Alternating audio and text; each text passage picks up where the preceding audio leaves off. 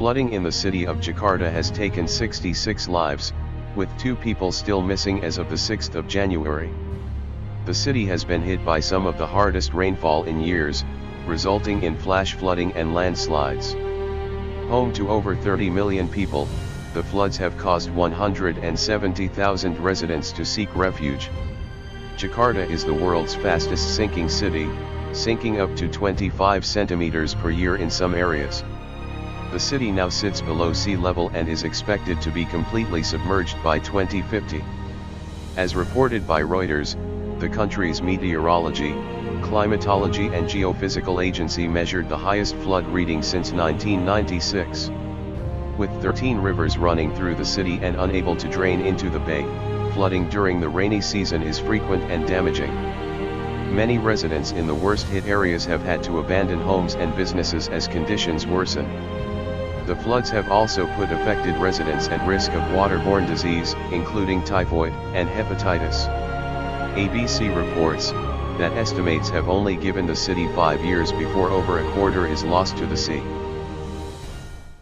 They are taking water, and as a result, the ground beneath is giving way. Climate change is also having a significant impact on the rate at which the city is sinking. Rising sea levels, along with subsidence, put Jakarta at risk of flooding. To combat the rising sea levels, walls have been installed along parts of the city to hold back the water. However, sea walls are already beginning to leak and decay. The Intergovernmental Panel on Climate Change has stated that if carbon emissions continue at their current rate, sea levels could rise 1 meter by 2100. Lack of infrastructure can also be to blame and explain why over 60% of the population have to obtain their water illegally. As reported by The Conversation, the pipe network of Indonesia demonstrates the inequality of the country. Pipe networks reach only 60% of the population, concentrated in wealthier areas of the city. Poor waste services have resulted in residents dumping into rivers that are now unable to supply fresh water, and have encouraged residents to pump their water directly from the ground.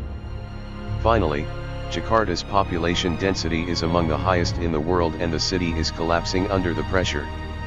There is more than 5 times the number of people residing in Jakarta, to that of Melbourne and Sydney. The sheer abundance of concrete and asphalt has left a severe lack of green spaces. This is preventing the absorption of water back into the ground and contributes to the erosion of the city's soil. History shows the damaging effects associated with the sinking city are not going away. In 2007, floods engulfed the city, inundated with rainfall and seawater swells. Over 300,000 people were evacuated, and 80 lost their lives. Again in 2013, flood management infrastructure could not handle heavy rainfall, with flooding engulfing not only the poorer, low-lying districts but spread into the CBD. Thousands were again evacuated and 45 people died. Previous attempts at addressing the issue include the construction of sea walls across Jakarta. The National Capital Integrated Coastal Development seawall is being built to protect Jakarta from rising seawater. However, in early December 2019, a nearly 200-meter section of the wall collapsed. The government has since launched an investigation into why the wall collapsed. Reported by Reuters, residents near the collapsed wall now fear for their safety. The plan to build the mega seawall was announced in 2014 and predicted to cost $40 billion. As reported by The Diplomat, Jakarta's flooding has ignited conversation about inequality within the country. The floods have disproportionately affected the poorer residents of Jakarta, that predominantly reside in the less developed, outskirts districts. These areas, as reported by Oxfam, suffer from a lack of access to roads and electricity. Indonesia has the 6th largest wealth inequality globally, and as a result, the poor are more vulnerable to flooding. A popular Twitter photo posted by Sakina Umihani bluntly depicts the country's inequality during the floods. The aerial shot captures the swimming pool of Shangri-La Hotel virtually untouched, next to a village that has been completely engulfed by floodwater. Sutana Jaja, director of the Jakarta-based Urban Studies Center, states that the hotel, among other development projects, sits 3 feet higher than street level. This causes flood water to flow down into areas that don't have the infrastructure to drain the water away. Sutanajaja states the rich are able to save themselves at the expense of other neighborhoods, she says. In a climate crisis, they the poor are the first victims, and the last ones to get help. Residents of Jakarta are continually paying the price for their government's mismanaged response to the sinking city. Previous attempts at addressing the crisis have failed, and now more than ever, a solution is needed. Providing an alternative fresh water supply may save Jakarta. If the 60% of residents that pump over 600 million cubic meters annually were given a cost-effective alternative, the subsidence may stop. For this to occur, the government would need to invest millions into infrastructure. Currently, pipe networks reach only 60% of the population and are concentrated in wealthier areas. Jan-Jaap Brinkman, a hydrologist for the Dutch Water Research Institute Delft Aries, states the only long-term solution to saving Jakarta is to stop all groundwater extraction. Water could be sourced from man-made reservoirs, rain, or river water.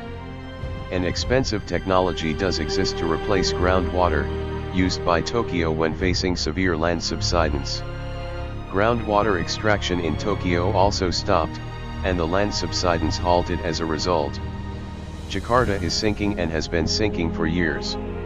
Subsiding land, rising sea levels and poor infrastructure have resulted in the city disappearing at an alarming rate. If nothing is done to address the crisis, Jakarta may be underwater by 2050.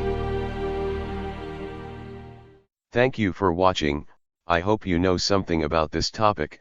For more video like this, please leave comments and suggest topic for the next video. For more videos like this, please subscribe and click the bell button.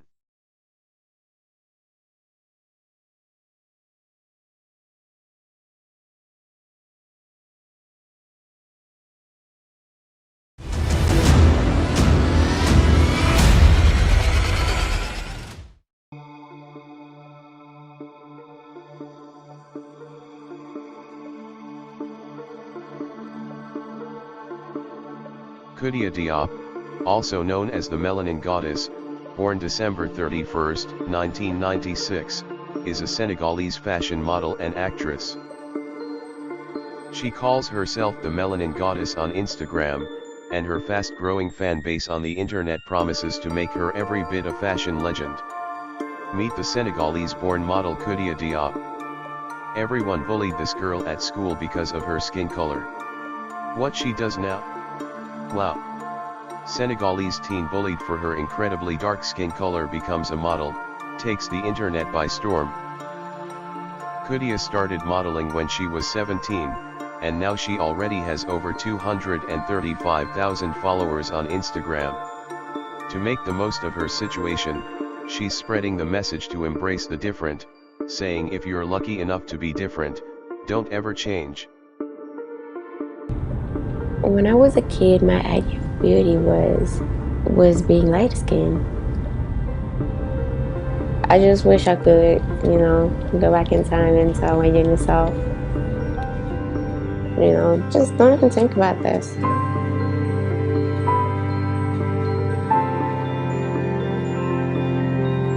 I grew up in Senegal, so I was bullied a lot by my classmates because of my skin color.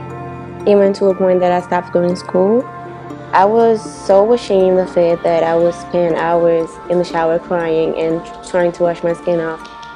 My mom left my country when I was 3 years old, and I was raised by her sister. When I was around 15, I had to move to Paris. I had to go and live with her and keep her company. She would always tell me not to change my skin color, that it is beautiful and unique, that I had to love it, and that was the difference. I started modeling in Paris, but I was kind of scared. I was young and I didn't really know what I was getting into, and I moved here to New York to live with my family, my mom, my sisters and brother. So yeah, I work with a couple of photographers, and that's where it started. The co-founder and founder of Cowboy Girls contacted me via Instagram, and the pictures kind of went viral from there, and that's where I really started. Oh, this girl said, "Hello, sweetie. I'm a big fan of you. You're a role model to all ladies. Beauty inside the soul, not the out."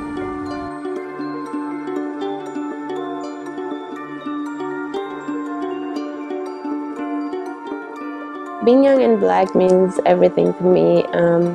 For me, it means freedom because I can be myself and do what I love and inspire a lot of young generations. And I feel like I'm helping a lot of dark skinned girls feel better about themselves. I think beauty is just being able to be yourself and just celebrate yourself without having to worry about what other people are gonna think about you. That's all for today. I hope you enjoy this kind of video. For more videos like this, please subscribe and click the bell button.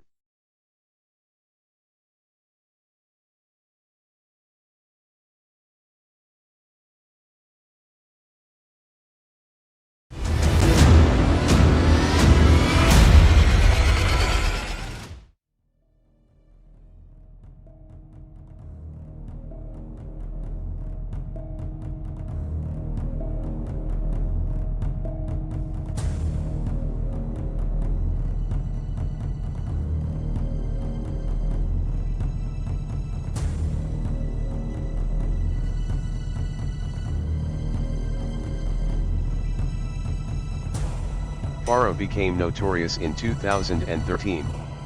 The incident occurred during the Jandriya Cultural Festival in Riyadh, in which Farah, plus two other male models, worked on a promotion stand. In a January 2015 interview, Al Gala said that at the festival, some girls recognized him from some modeling he had done, and they gathered for autographs and photos, after which the crowd around them grew. Al Gala said that the religion police didn't like it, and they came and they asked me politely to leave the festival. According to a police officer, the members of the Commission for the Promotion of Virtue and Prevention of Vices feared that female visitors would fall in love with them.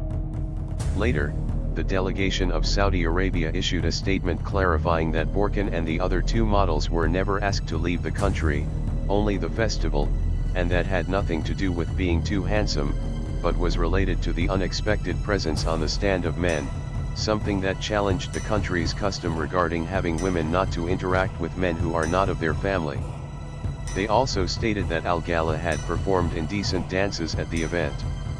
The incident became one of the most viral stories on the internet after photographs of Al Gala were disseminated through social media, and he was invited to give interviews on various television programs and appeared on various magazine covers, being presented by the international press as the most handsome Arab man in the world or the most handsome man in the world. His Facebook page reached over 1 million followers since reports of his deportation broke out. As a result, Al Gala made a tour that took him to Mexico, Chile, and Ecuador in Latin America.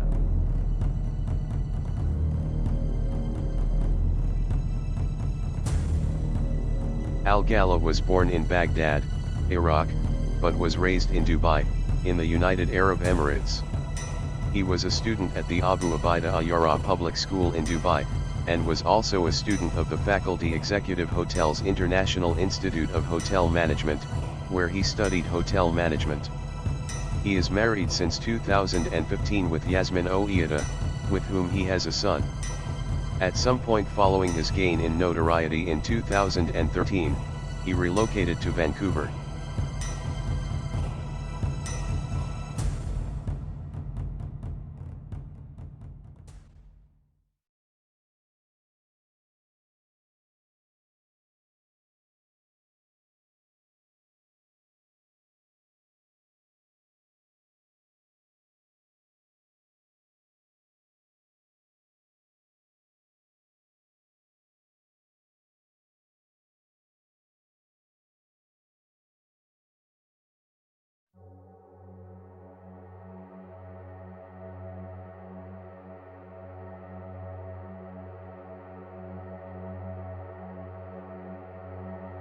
Hi guys, welcome to our new topic today. This topic was requested by Ma'am Angeline Solasso, shout out you ma'am, and it's only here on Glick Falcon TV.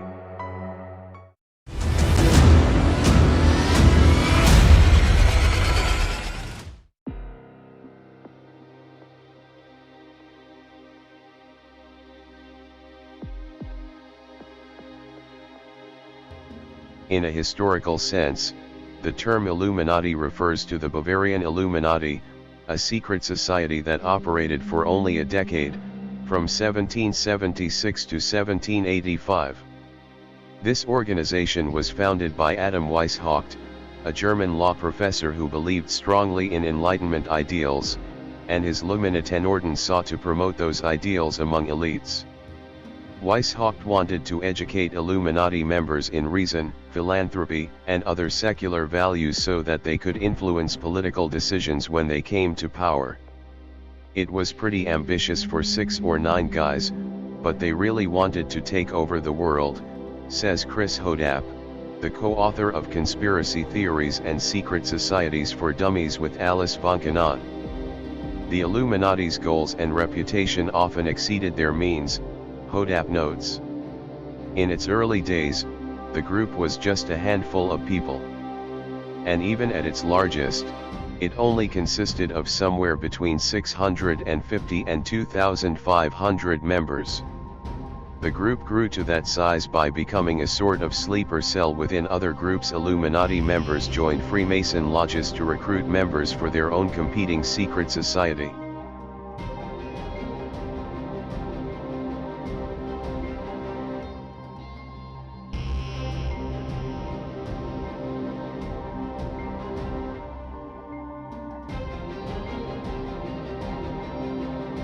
Here were two sides to the historical Illuminati, their odd rituals and their ideals. The Illuminati did plenty of unusual things.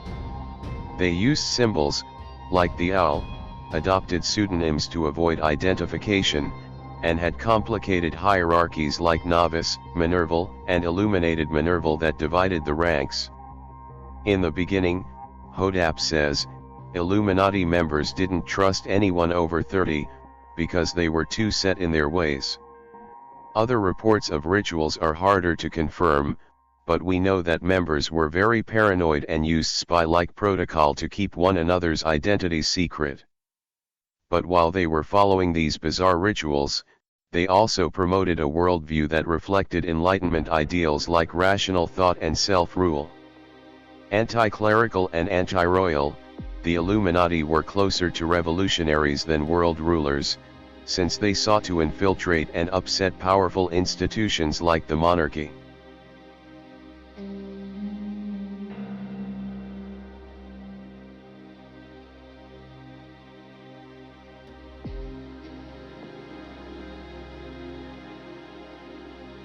Historians tend to think the Illuminati were only mildly successful at best in becoming influential.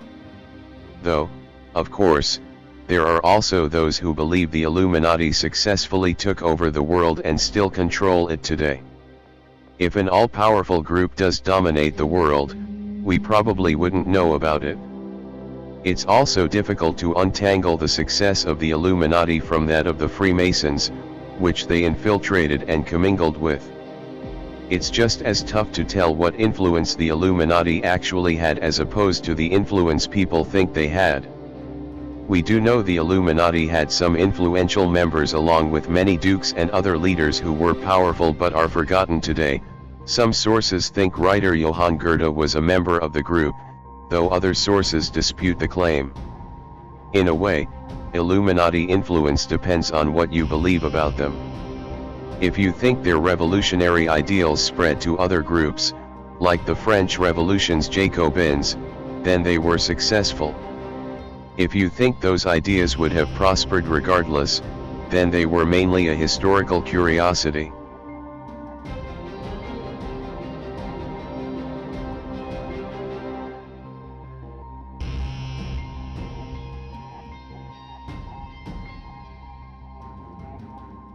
They were wiped out, Hodapp says.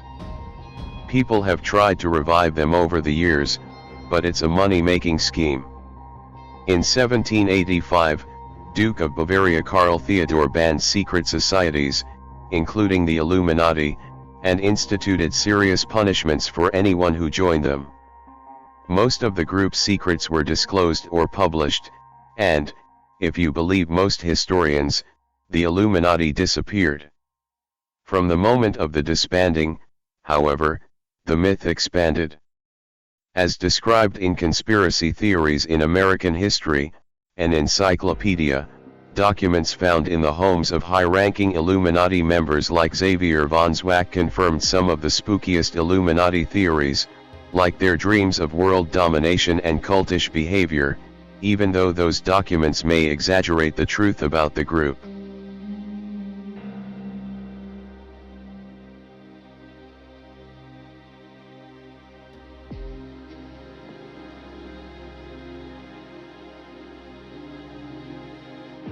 Almost immediately after the Illuminati were disbanded, conspiracy theories about the group sprang up. The most famous conspiracy theories were authored by physicist John Robison in 1797, who accused the Illuminati of infiltrating the Freemasons, and Abbé Augustin Barruel, whose 1797 History of the Jacobins promoted the theory that secret societies, including the Illuminati, were behind the French Revolution. Historians tend to see these as the first in a long line of conspiracy theories. Later on, some of the founding fathers managed to stoke interest in the Illuminati in the United States. In 1798, George Washington wrote a letter addressing the Illuminati threat. In the panic caused by the anti-Illuminati books and sermons, Thomas Jefferson was accused of being a member of the group.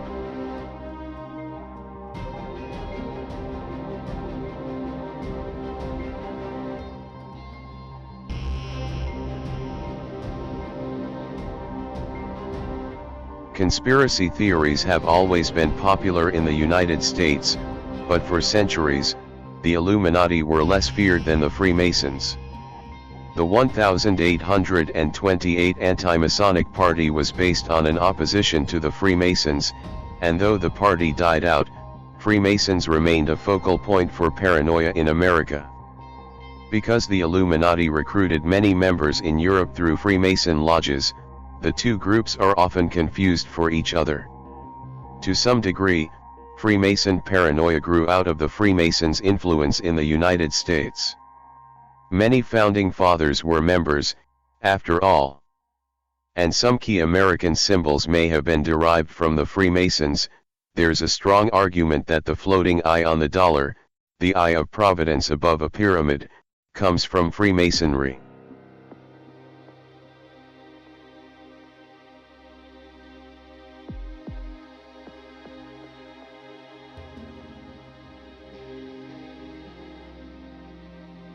The Illuminati never completely disappeared from popular culture. It was always burbling in the background.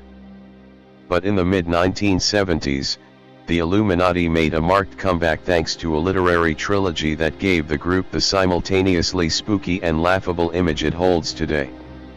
The Illuminatus trilogy, by Robert Shea and Robert Anton Wilson, depicted the Illuminati with ironic detachment. This trilogy became a countercultural touchstone, and its intermingling of real research. Weishaupt, the founder of the real Illuminati, is a character with fantasy helped put the Illuminati back on the radar. It was a great example of the post-60s ways of ironizing elite forms of power, Mark Fenster says.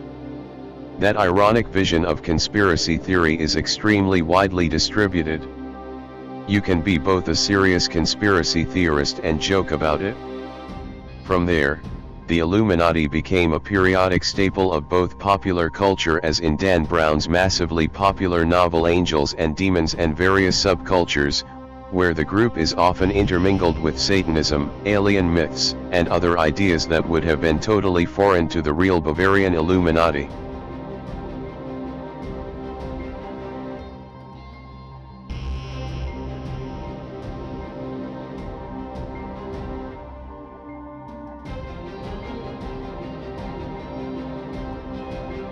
Jay-Z has previously said that he thinks rumors of his membership in the Illuminati are stupid.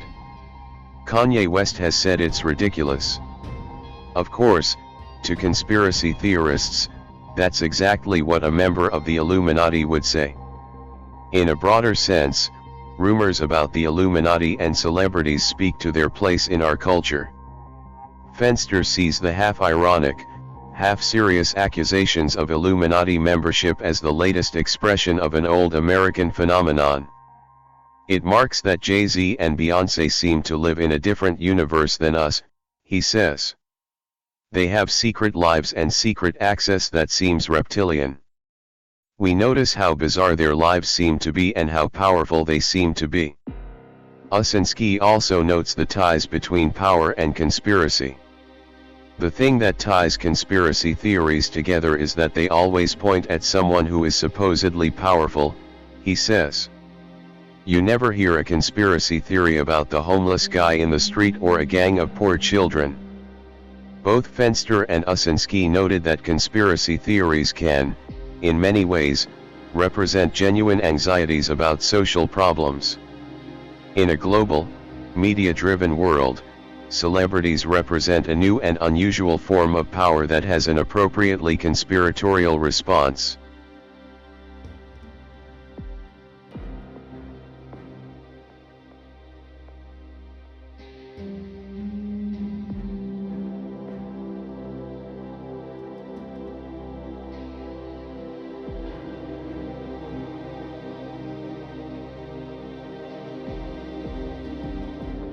Thank you for watching, and that's where our video will end.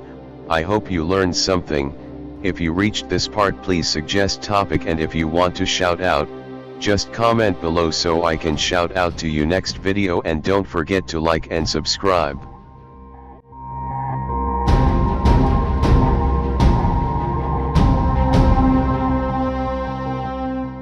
For more videos like this, please subscribe and click the bell button.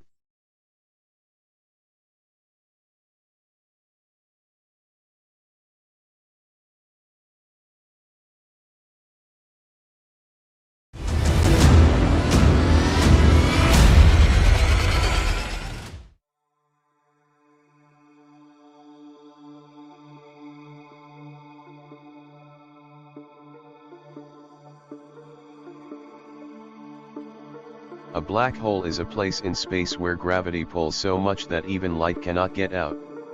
The gravity is so strong because matter has been squeezed into a tiny space. This can happen when a star is dying.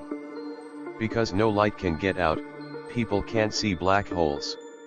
They are invisible. Space telescopes with special tools can help find black holes. The special tools can see how stars that are very close to black holes act differently than other stars.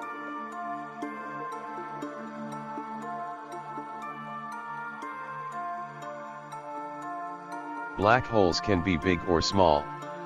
Scientists think the smallest black holes are as small as just one atom. These black holes are very tiny but have the mass of a large mountain. Mass is the amount of matter, or stuff, in an object. Another kind of black hole is called stellar. Its mass can be up to 20 times more than the mass of the Sun. There may be many, many stellar mass black holes in Earth's galaxy. Earth's galaxy is called the Milky Way. The largest black holes are called supermassive. These black holes have masses that are more than 1 million suns together. Scientists have found proof that every large galaxy contains a supermassive black hole at its center. The supermassive black hole at the center of the Milky Way galaxy is called Sagittarius A. It has a mass equal to about 4 million suns and would fit inside a very large ball that could hold a few million Earths.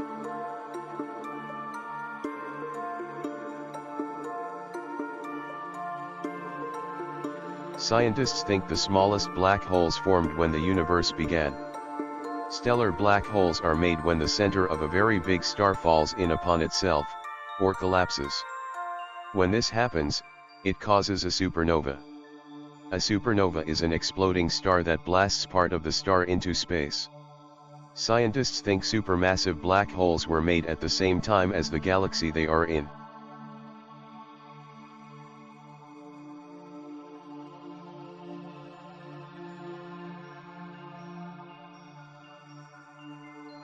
A black hole cannot be seen because strong gravity pulls all of the light into the middle of the black hole. But scientists can see how the strong gravity affects the stars and gas around the black hole. Scientists can study stars to find out if they are flying around, or orbiting, a black hole. When a black hole and a star are close together, high-energy light is made. This kind of light cannot be seen with human eyes. Scientists use satellites and telescopes in space to see the high-energy light.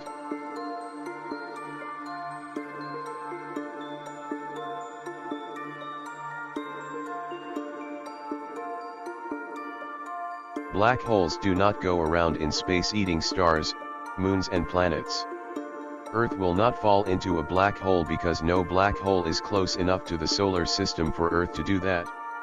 Even if a black hole the same mass as the Sun were to take the place of the Sun, Earth still would not fall in. The black hole would have the same gravity as the Sun. Earth and the other planets would orbit the black hole as they orbit the Sun now. The Sun will never turn into a black hole. The Sun is not a big enough star to make a black hole.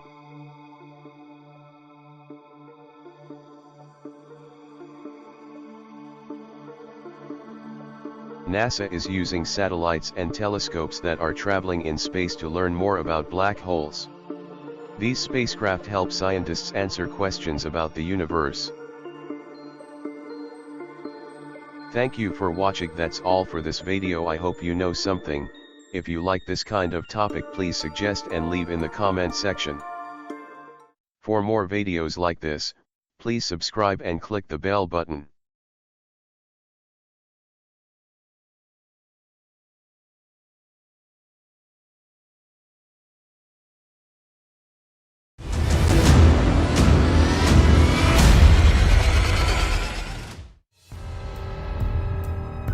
Hi guys, welcome to our new topic today. This topic is a bit different, so what are we waiting for? Let's start.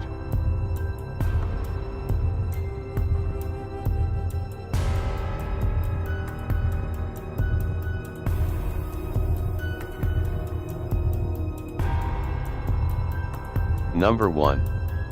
Lucifer, or Lucifer Morning Star, formerly known as Hallel or Samael, known as the Light Bringer, the Light Bearer, Satan, Morning Star, Child of the Dawn, and the Son of the Morning, was one of the earliest of God's creations, and the younger twin brother of Michael. He was regarded as the wisest, greatest, and most beautiful angel in all of creation, having virtually no equal, with only God being his superior. He is infamously known as the angel that rebelled against God and heaven and caused the downfall of mankind.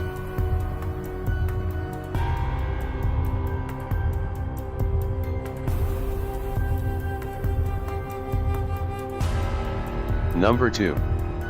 Belphegor is the demon lord that presides over the sin of sloth and one of the 7 princes of hell that rules hell and helps people to make discoveries.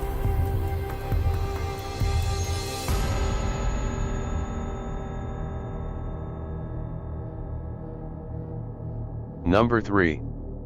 Beelzebub, formerly known as either Trial, Daniel, or Yaphiel, is a former seraphim turned high-ranking demon, who is considered one of the 7 princes of hell and oversees the Order of the Fly.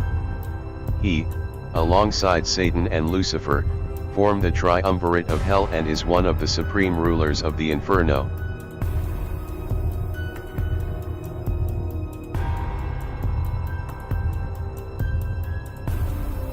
Number 4.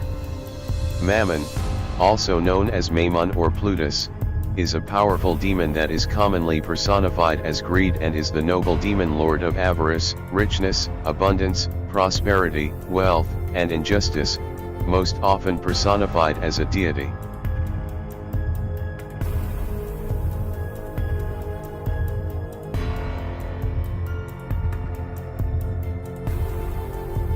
Number 5.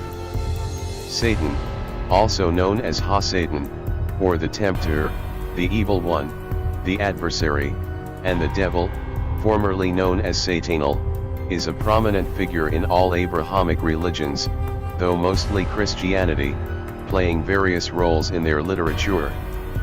He is known for bringing evil and temptation, and is known as the deceiver who leads humanity astray. Satan is even able to take control of the life of a person in the stead of God, though only to an extent to what God allows. He is a malevolent force that works behind the scenes, animating division and hatred between humans.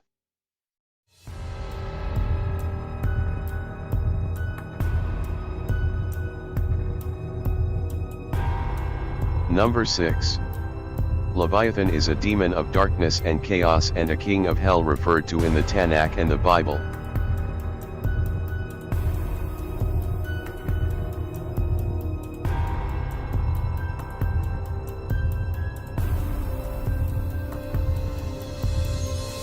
Number 7.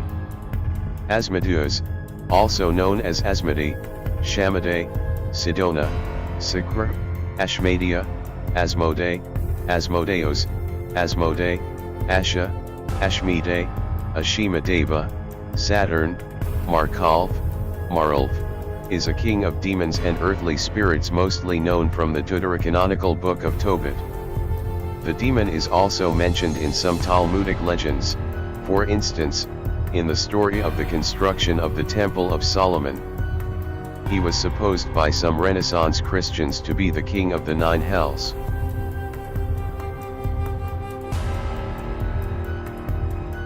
And that's where our video will end. Thanks for watching.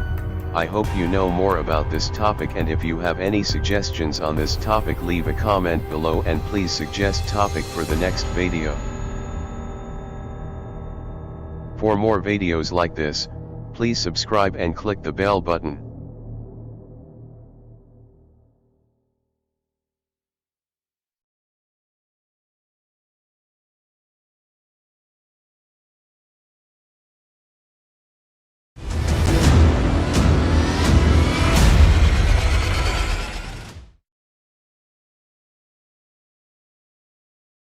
In other words, Pero wala sa Biblia yun. Wala sa Biblia yun. Wala sa Biblia yun. Tutol ako ron. 17:5 ng Jeremias.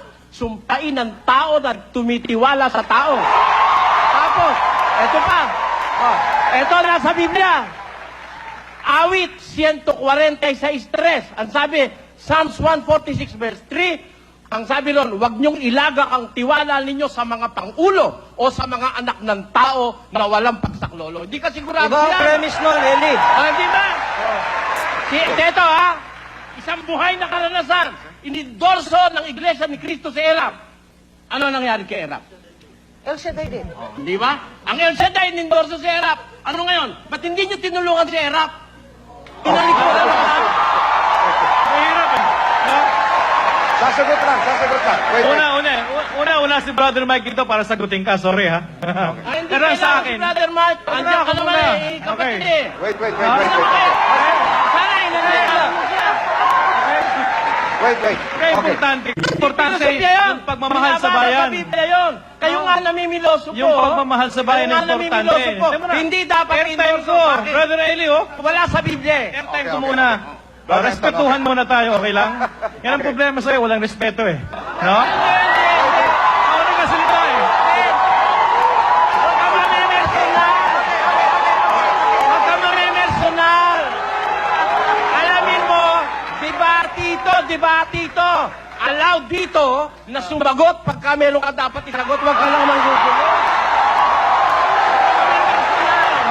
Okay. Sandali lang. Yes, pag Rally, people power. Paano kung mabait sila sa inyo?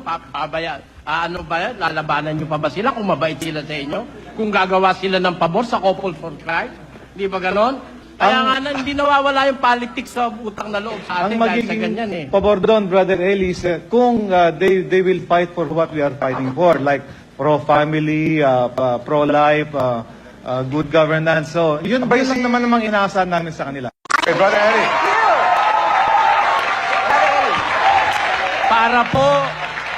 Para po mailagay sa kamay at desisyon ng tao, hindi kailangan mag-endorse on sino man religious leader.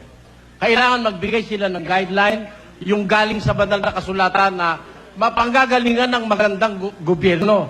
Kung sinong maaaring makapamahala ng maganda. Yun ang dapat nila ibigay, yung mga katangian. Pero mag-endorso ng personal na tao, inaalisan mo na ng karapatang mamili ang miyembro mo. Para ba sila puro tanga na at ikaw na lang ang magdidikta na magdidikta. Diktador ang labas mo niyan.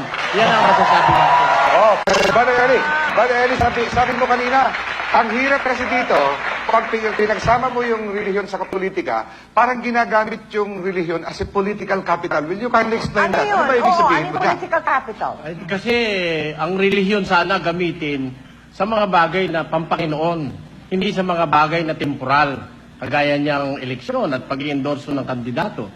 Unang-una, yung sinasabi ni Father Anton, na kailangan daw yung panig niyang tinitindig ay ganun lang gawin, it's a failure. 500 taon na ang Catholic Church sa Pilipinas. Hindi na-solve ang graft and corruption sa Pilipinas. Dahil nga dyan sa kai-endorso ng kandidato at kapapakialam ng mga religious leader. At alam niyo ang ginagawa, nangyayari? Eto, ang nangyayari, kahihiyan pa ng inyong Diyos. Di ba kahihiyan ng grupo ni Almeida na nagpatong pa ng kamay na gano'n, pananalo, hindi na pananalo? Kahihiyan yun eh. Okay, how do you react to that? Pinilitan natin ang kahihiyan ng ating Diyos. Huwag na nating idamay ang Diyos natin sa bagay ng politika. Dahil, halimbawa, sinabi ni Kamanalo, ang inuboto natin ito, sugo ako ng Diyos. Di tama dapat ang sinabi ko, natalo yung kandidato niya. Di mali ang Diyos mo. Okay, how do you react to that?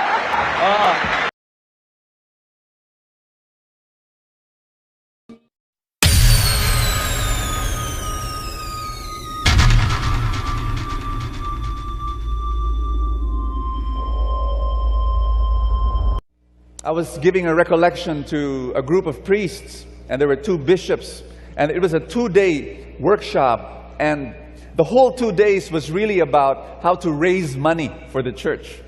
And there were other speakers, and before me there was a speaker talking about how to have a school in the parish so that they would raise money for the parish. And there was another speaker that talked about how to have a columbarium in the parish, so that they would raise money. And there was another speaker, he was saying, well, you need to put up certain small ways of, like maybe charge for parking or something, or put stores in front and rent space, and etc. And finally they asked me to speak, and I talked about tithing.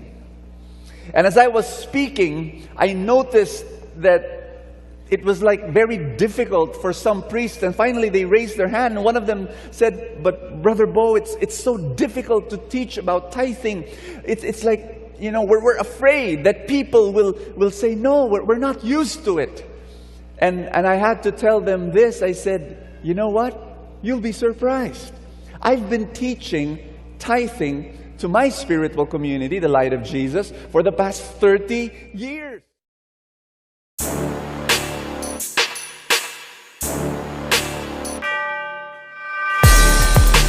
Paano malalaman kung totoo? Opo. Sa 7:18 ng Juan, 18. Ang nagsasalita ng saga ng kanyang sarili, humahanap ng kanyang sariling kaluwalhatian. Datapwat, ang humahanap ng kaluwalhatian yaong sa kanya'y nagsugo, ang gayon ay totoo at sa kanya'y walang kalikuan. Sabi ni Kristo, ang nagsasalita ng saga ng kanyang sarili, humahanap siya ng kanyang sariling kaluwalhatian. You know what?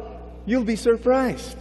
I've been teaching tithing to my spiritual community, the Light of Jesus, for the past 30 years.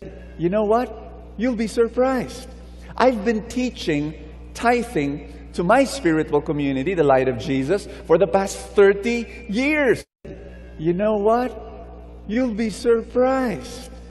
I've been teaching tithing to my spiritual community, the Light of Jesus, for the past 30 years. Ako ba nagsasalita na pansarili? Hindi po. Tatanong kita, kapatid. Kasi malalaman mo yung totoo eh. Yung totoo, hindi nagsasalita na mula sa sarili. And finally, they asked me to speak, and I talked about tithing. And finally, they asked me to speak, and I talked about tithing. And finally, they asked me to speak, and I talked about tithing. Sabi sa 7:17, ganito. Kung ang sino mang tao ay nag-iibig gumawa ng kanyang kalooban, ay makikilala niya ang turo kung ito'y sa Diyos o kung ako'y nagsasalita na mula sa aking sarili. Dalawang klase lang ang mangangaral eh. Isang sa Diyos at isang nagsasalitang mula sa sarili. Na yun. Yung pong bawal manigarilyo, Mr. Soriano, tatapatin ko kayo, it is a medical statement. It is not a biblical statement. Bakit kung mabasa ko sa Biblia? Kung mabasa ko sa Biblia? Basahin niyo yung salitang sigarilyo. Talo na ako, Mr. Soriano. Ay, tinan mo. Pilosopo ka palang kangkong eh. Basahin niyo, Mr. Soriano. Yung salitang sigarilyo. Babasahin ko. Ako ang bahala. Wala kang pakialam, ako babasa. Babasahin ko. Bawal yan. Oh. Tapos sabihin mo medical term. Nasa Biblia yan. Mr. Soriano. Ha? Gusto Babasahin kong ko. marinig. Babasahin ko. Sige. Pag nabasa ko, tatanggapin mo. Talo ka na. Talo ko, Mr. Soriano. Talo ka na. O, sige ha. Moderator, saksi kayo ha. Pag nabasa ko na masama ang sigarilyo, talo na siya ha. Tapos na diskusyon. Eto ha.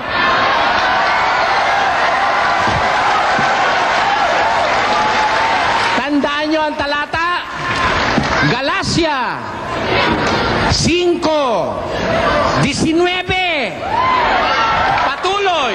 Eto po, basa. At hayag ang gawa ng laman. Sa makatwid ay ang mga ito.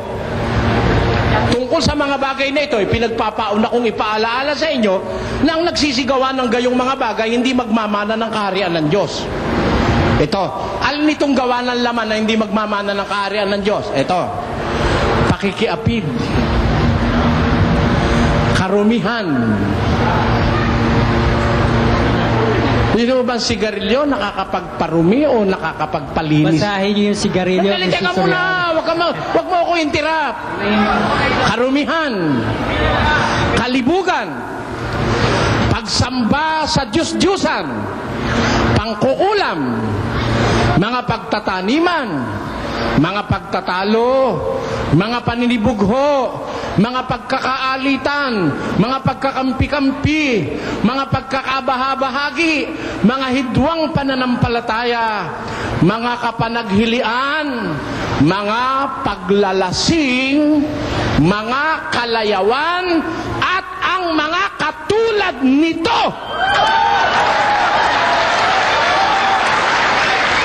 Ay aking ipinagpapaunang ipaalala sa inyo, ang nagsisigawan ng gayong mga bagay, hindi magmamana ng kaharian ng Diyos. Masama o ba o hindi? Alin yun? Mga paglalasing at mga katulad nito, mga vices. Kasama ba ang sigarilyo? Hindi. Kasama, pati syabuan doon. Pag sinabi mo na walang syabu sa Biblia, pwede ka lang magsyabu, ngayon din papadakip kita. May kasama akong pulis, akala mo? Kasama yung syabu ron, kasama yung marijuana ron, kasama ang sigarilyo ron, at lahat ng bisyong nakakapinsala sa kalusugan ng tao. Talo na si Blanco, hindi. Hindi ka marunong ng ano eh, lohika.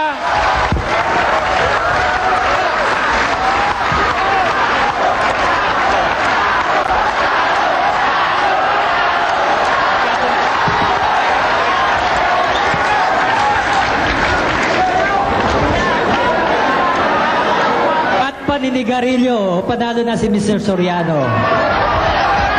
Wala po yung sigarilyo doon, Mr. Soriano. Wala po.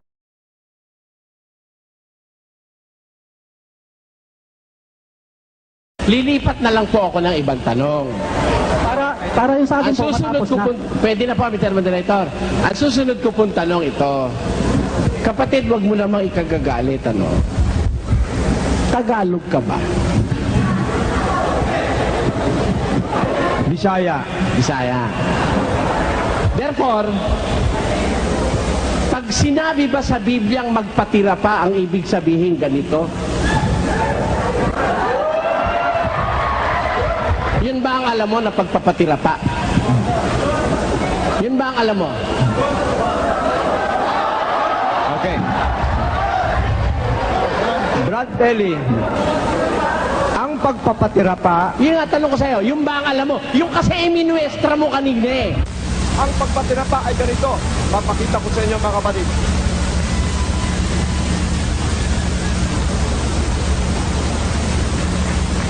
Ganyan po ang pagpatirapa. Yun ba ang alam mo? Okay.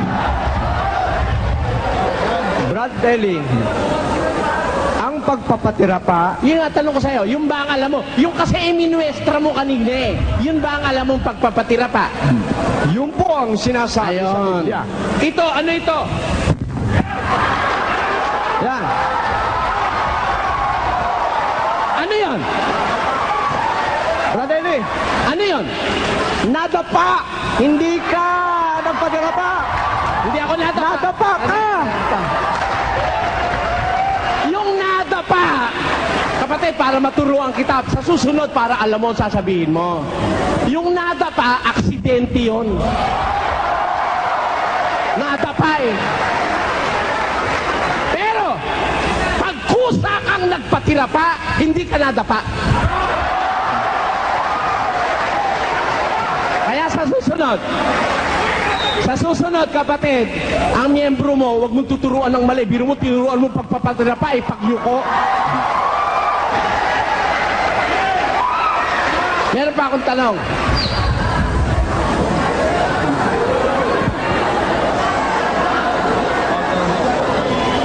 Bilangin mo yung susunod kong tanong ganito.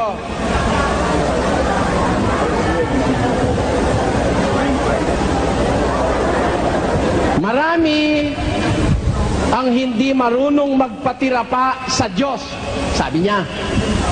Tanong ko ngayon kapatid, kung marami granting, maraming hindi marunong magpatira pa sa Diyos, sabi mo kanina yun, nung ginamit mo yung 14:25 ng Korinto. Tanong ko sa iyo ngayon, ikaw ba't miyembro mo marunong magpatira pa? Opo. Yung bang ginawa mo kanina, pagpapatira pa o pagyuko? Sa wikang, okay, sagutin natin. Sa wikang English, ang pagkasabi ay bow down. Hindi dapa yun. Ha? At kung inyong pagmamasdan, yung bang bow down, hindi pagdapa? Ha? Saan diksyonary mo nabasa na yung bow down ay hindi pagdapa? saan? Kasi alam nyo, dapat tayo, pagkagagawa tayo sa bagay, sigurado natin ginagawa natin. Kaya nga ang sabi, pagpapatira pa, iba yung napaluhod kaysa sa lumuhod. Iba yung nagpatira pa kaysa sa nadapa. At siya kanina iminuestra pa niya, hindi naman siya nagpatira pa nun. Ha? Hindi siya nagpatira pa nun. Ang pagpatira pa ay ganito. Papakita ko sa inyo mga kapatid.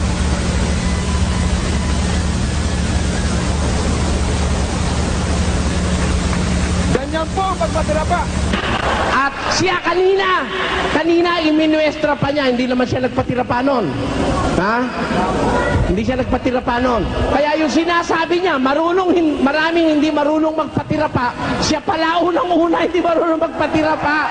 Kawawa naman siya.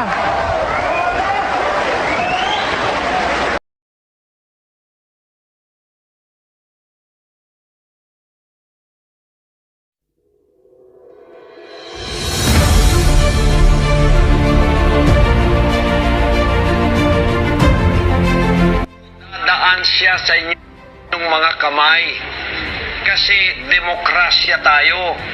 Iboboto pa natin siya. Pinakilala ko lang siya na siya ang gusto ng Diyos para sa atin. Mali yan. Nagsisinungaling ka talaga, huling-huli ka na. Sabi mo, pinakilala mo na siya talaga ang appointed ng Ama. Ba't nung kaharap mo si Chris Aquino, binago mo? Ulitin ko naman talaga no, pero I have given my word to people. Gusto maliwanagan, mga kababayan. Maraming pastor ngayon, matigas ang pagmumuka. Harapan niloloko Pilipino. Sabi mo, ang appointed, sige po. Yun ang gusto ng Ama. Kaya lang, kailangan dumaan sa eleksyon, kaya natalo. Ang palang Diyos mo, talunan. Yung Diyos mo talunan. Yung Diyos na totoo, pag nagsabi yun, kahit ano mangyari, ang mangyayari yung sinabi niya. Eh ikaw naman, para lang mahilot mo yung kasinungalingan mo, sabi mo, siya talaga gusto ng Ama. Hindi niyo binoto, kaya hindi siya naging presidente. Mali yan. Bakit? Sinabi mo kay Chris ang revelation mo talaga si Pinoy, hindi si Gibo. Alin ba talaga, Mama? He gave me his name and he took my name as his new name. So my name became his name and his name became my name. Ang kanya raw pangalan ang kinuha ng Diyos para maging pangalan niya at nakipagpalit. At yung pangalan naman ni Christ, Jesus Christ, binigay sa kanya na bago niyang pangalan. Yun po ang aligasyon ng Mama.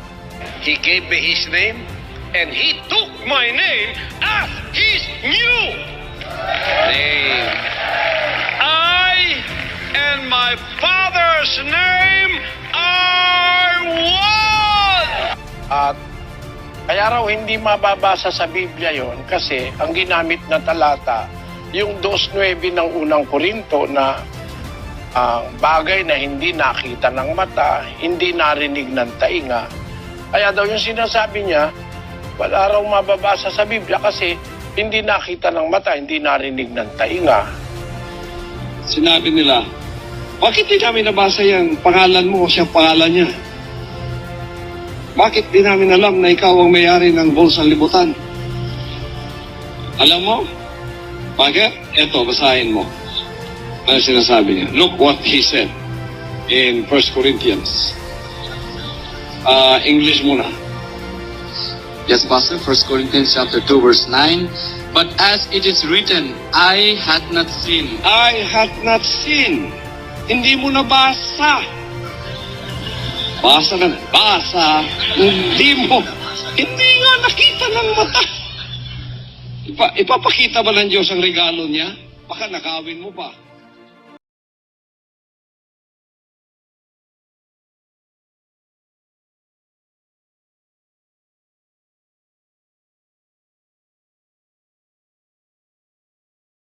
For more videos like this, please subscribe and click the bell button.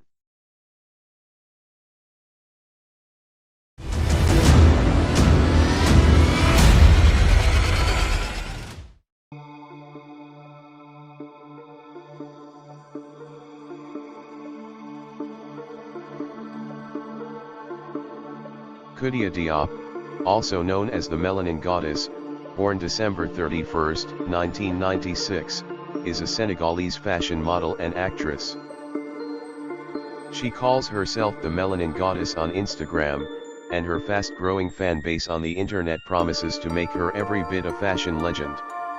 Meet the Senegalese-born model Koudia Diop. Everyone bullied this girl at school because of her skin color. What she does now? Wow. Senegalese teen bullied for her incredibly dark skin color becomes a model, takes the internet by storm. Koudia started modeling when she was 17, and now she already has over 235,000 followers on Instagram. To make the most of her situation, she's spreading the message to embrace the different, saying if you're lucky enough to be different, don't ever change. When I was a kid, my idea of beauty was being light-skinned. I just wish I could, go back in time and tell my younger self, just don't even think about this.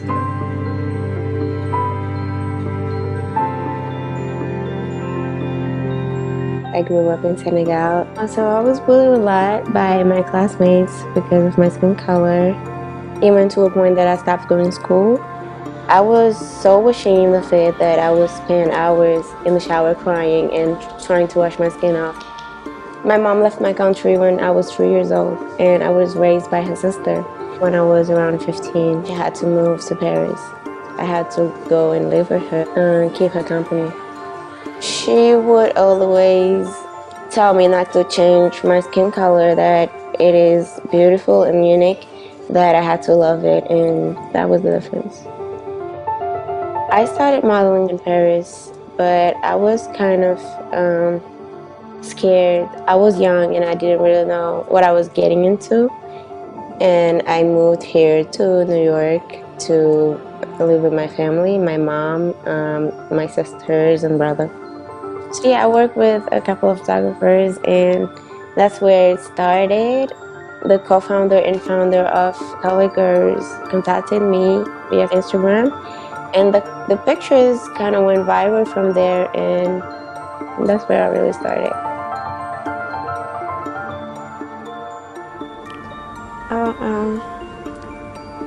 This girl said, "Hello sweetie, I'm a big fan of you. You're a role model to all ladies. Beauty inside the soul, not the out."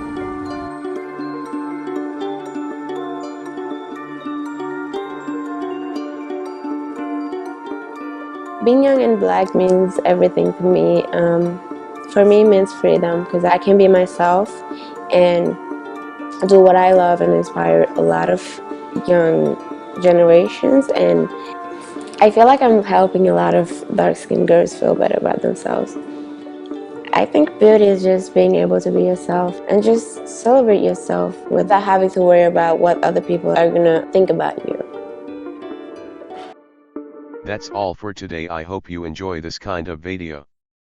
For more videos like this, please subscribe and click the bell button.